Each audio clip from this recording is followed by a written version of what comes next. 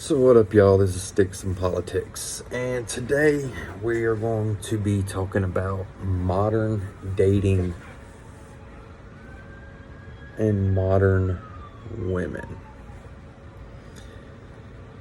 Okay, so I am a mid-80s baby, 85, and I was raised up to believe that a man should pay for the first date. A man should care for a woman. A man should work hard to provide for his family. He should never let his kids go hungry. He should never disrespect his wife, and he should treat her like a queen. But while I was being raised this way, while us men were being raised this way, or this way of thinking, like shit like hold the door open for ladies and stuff like that, the women our age were being raised to believe that they needed to be strong, independent women, and that they didn't need a man, which only taught them one thing, which was not to have any respect for a man or to appreciate a man at all, because they don't need it anyway. And this is why we're seeing so many women who are hitting their 30s and they have multiple kids with multiple men, and they're single and they're not married. And then whenever you ask these women, what are their plans, or what do they bring to the table when to the dating scene, and a lot of them will be like, well, I got a PhD, I make six figures, I'm this, I'm that, I'm this, I'm that.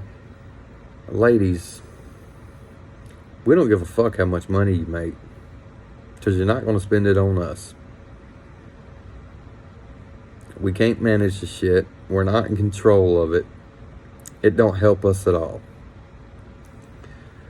What you women need to understand about us men, and a lot of these conversations revolve around like high-valued men, and I don't exactly see myself as a high-value man. I mean, I do make more than a lot of people. I'm not going to disclose exactly how much I make, but I do make more than a lot of people. So I guess would be considered a high-value man, but I don't think I am, because to me, if you don't clear more than $150,000 a year, you're not a high-value man. You're just not your average. But what these women don't understand about men, period, because this even goes for average men as well as high-value men, we have we only considered sexual marketplace value. And yes, there is such thing as a sexual marketplace value. Ladies, men don't give a fuck about your goddamn money. Men don't give a fuck about your degrees. It's not going to help us in no way, shape, or form. We don't need it. Whenever a man gets with you, whenever a man asks you out on a date, it's really only for one reason and one reason alone. It's to get in your panties. Reproduction, procreation. We consider your femininity, your looks, your womb, and agreeability. Men don't want to spend 8 to 12, 14 hours a day fighting the world to come home to argue with your ass. We just don't want to do it. We're tired, we're exhausted, we just don't want to do it. So I know a lot of you women are wondering, well then what the hell do we bring to the table then? Pussy? No, don't really care about that either. That is a big deal, but I mean, it's not everything. What we're looking for is wives, partners, someone we're going to come home to and they got us. You know what I'm saying? Because I'm put it to you this way: if a man is gone all day working and paying bills, and he comes back and the house is even dirty, or there ain't nothing to fucking eat, why does he got you there? Why are you there? To play mother to the kids? You can hire a babysitter for that for cheaper, actually. These women, these modern women, they want to put all their time and all their focus in careers and stuff like that. And then whenever they get to be 38, 40 years old and they finally have their career, now they're wanting to settle down and they want someone to marry. But what they're not realizing is he's 30 years old, because they're in the danger zone. Danger zone. They're out there in fucking no man's land. And no man wants to marry them. And why is that? I mean, why do you think nobody wants to marry you, ladies? You've got good careers. You've got your own. Why wouldn't a man want to marry you, right? I'm going to tell you why wouldn't a man want to marry you. And I'm going to explain this. Ladies, if you got a career and you're in your mid to late 30s and you're single, this means that you put all your focus in your career. So it means that you're argumentative because you're masculine. You had to control situations to get to where you're at. So you had to be in your pride a lot. And you had to be masculine a lot. And you don't know how to put your dick up. So whenever you finally do get with a man, it's not like you're a submissive woman. Not like you're an agreeable woman. So while this man goes to work and he comes home, most of the time y'all end up arguing. It's not exactly somebody he wants to wife up. So what you end up being is a side piece. And that's why a lot of you women who have this mindset are buying dogs and dying alone. Or buying cats and dying alone. Meow. Oh, oh. Yeah, you just, ladies, men want peace above anything. We just want peace. And whenever the day is beating us down and made us feel this fucking big, it'd be nice to have someone that we can come back to build us back up and make us feel like we are a little bit better. Tell us what we're doing right. Say thank you. Rub our feet, even though I know our feet stink. Make our ass take a shower first. It's that easy. Rub a man's back. Let me ask you something. When's the last time you bought your man a gift?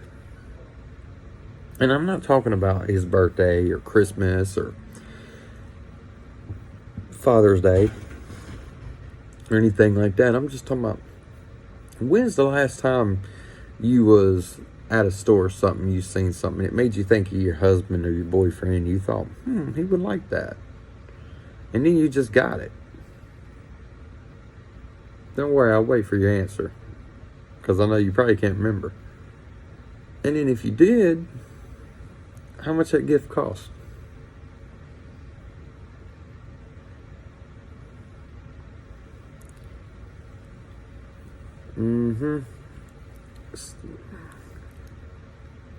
See, a lot of women don't want to have this conversation. See, you women, y'all fought for equality. Y'all wanted equality, and now that we've given it to you, you don't really like it. You talk about, well, women ain't had the opportunities to do this and to do that. Women, if women was given the opportunities to do the jobs that men do, they would do it. Which is total bullshit, because if that was true, the percentage of women would have went up in the STEM fields, and it has not gone up. If anything, it's gone down. Y'all don't want jobs that are hard. Y'all don't want jobs that are outside. Y'all don't want jobs that you're gonna freeze your ass off for 8 hours a motherfucking day. Sorry. Ooh, sorry. Y'all don't want jobs where you got to pick up 40-pound bags and carry it up a fucking ladder.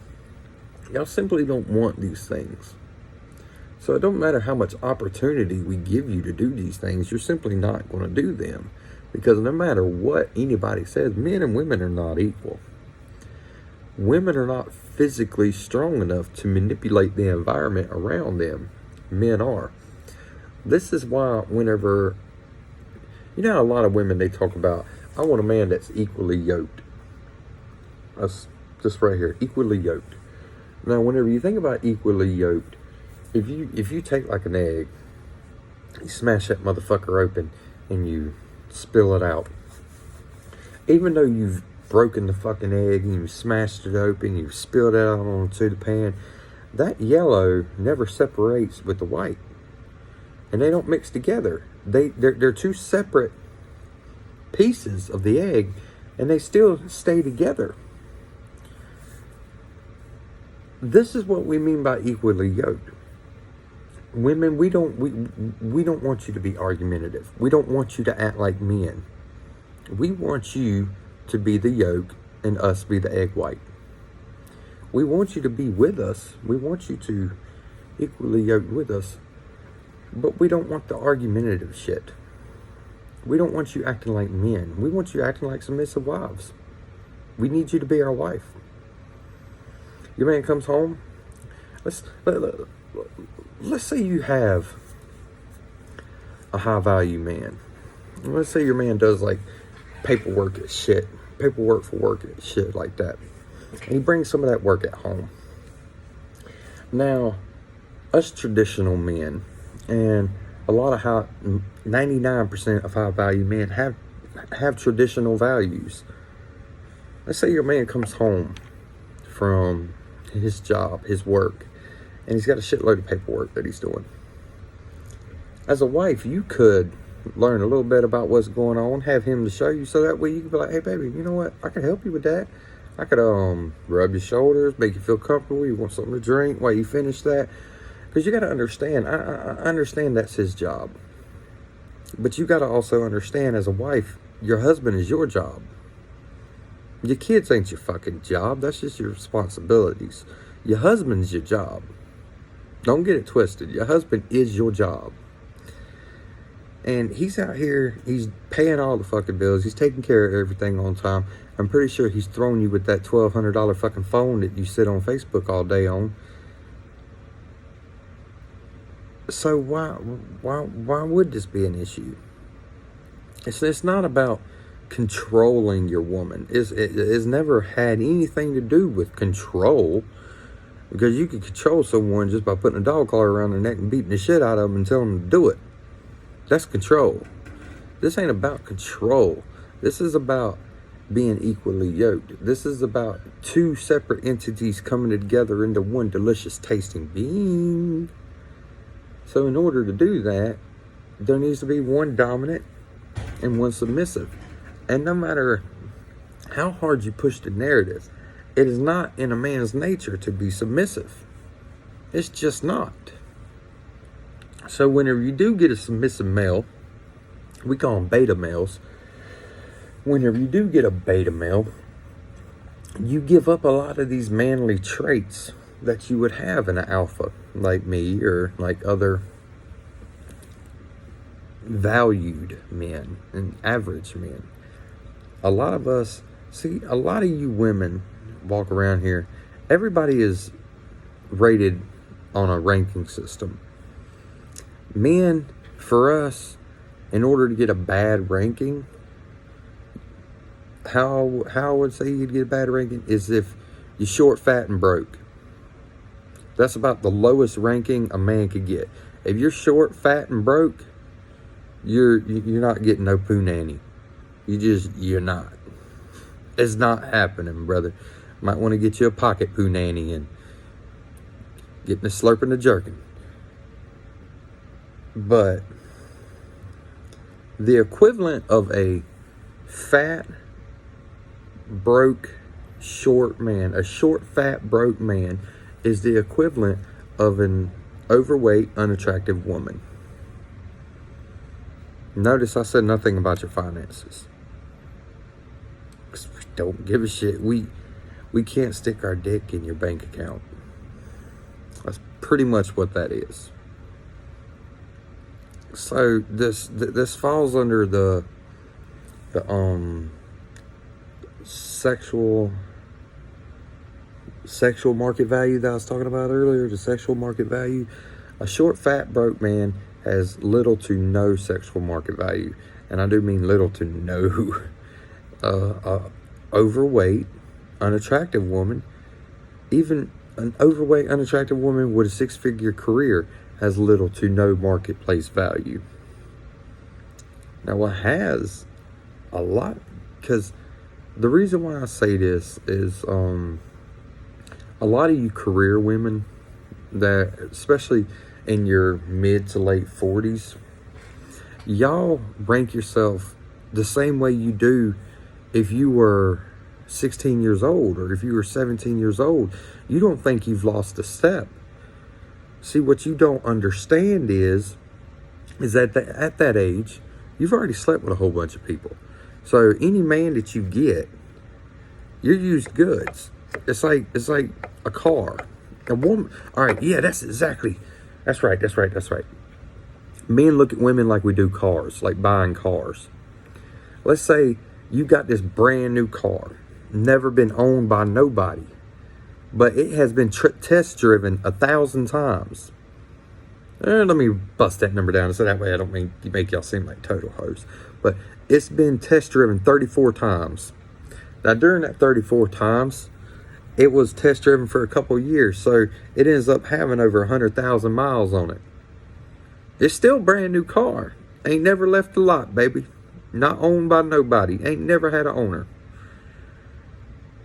And y'all's buying that brand new car, aka you and your body, is still brand new. Perfectly good. No miles on it.